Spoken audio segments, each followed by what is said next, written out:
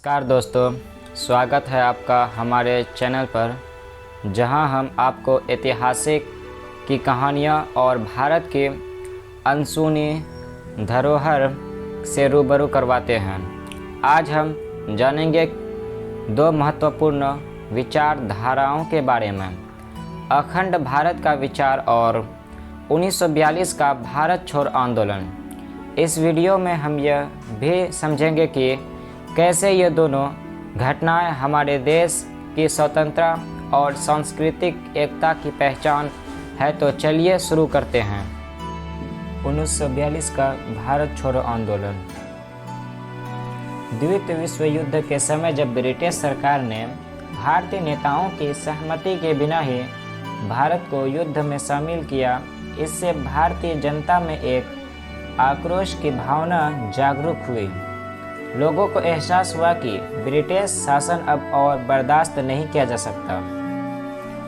8 अगस्त 1942 को महात्मा गांधी ने बॉम्बे में करो या मरो का ऐतिहासिक नारा दिया।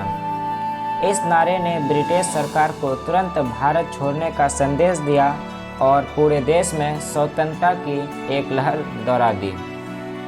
ब्रिटिश सरकार ने आंदोलन को दबाने के लिए कठोर कदम उठाए। गांधी जी, नेहरू और अन्य नेताओं की गिरफ्तारी ने जनता को और अधिक उग्र बना दिया। पूरे देश में लोगों ने हिंसक और अहिंसक दोनों तरीके से अपना विरोध प्रकट किया।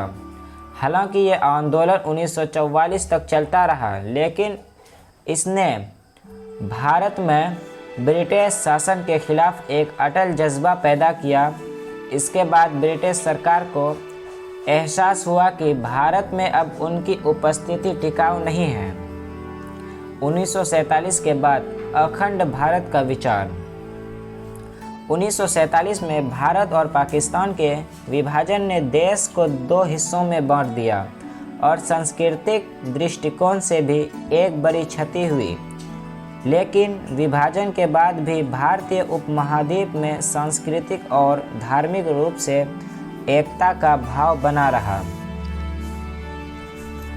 अखंड भारत का विचार इस सोच पर आधारित है कि भारत, पाकिस्तान और बांग्लादेश के बीच एक सांस्कृतिक एकता है जो धर्म, ऐतिहासिक और परंपराओं के माध्यम से एक दूसरे से जुड़ी हुई है। यह विचार इस बात पर जोर देता है कि भले ही हमें सीमाओं ने बांट दिया है, लेकिन हमारी जड़ें आज भी एक है।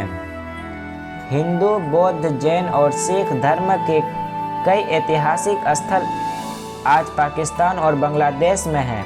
इन सभी धार्मिक स्थलों से एक साझा सांस्कृतिक विरासत की झलक मिलती है, जो इस पूरे क्षेत्र को सांस्कृतिक रूप से एकजुट करती है।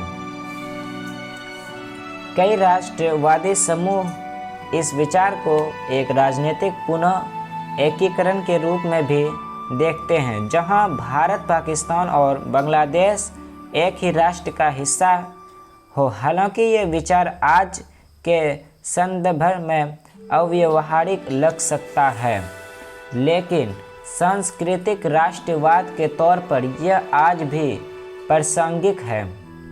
राष्ट्रीय स्वयं संघ RSS और विश्व हिंदू परिषद VHP जैसे संगठनों ने अखंड भारत के विचार को सांस्कृतिक और धार्मिक एकता बनाए रखने के लिए आगे बढ़ाया। उनका मानना है कि उपमहाद्वीप के हिस्सों में भारत के धार्मिक और विचार पर हमेशा एकता आवश्यक है। हमारा संक्षिप्त परिचय, जहां एक और भारत छोड़ो आंदोलन हमारे देश की स्वतंत्रता की प्रतीक है, वही अखंड भारत की संकल्पना हमारे सांस्कृतिक एकता की दर्शाती है। भले ही हम राजनीतिक रूप से अलग हैं, लेकिन हमारी सांस्कृतिक परंपराएं और ऐतिहासिक हमेशा एक साथ बांधे रखते हैं। क्या आपके विचार में अखंड भारत संभव है, या यह केवल एक अर्धवासी सोच है? अपने विचार हमें नीचे कमेंट में ज़रूर दें। अगर ये वीडियो आपको पसंद आया हो तो लाइक, सब्सक्राइब करना ना भूलें। धन्यवाद।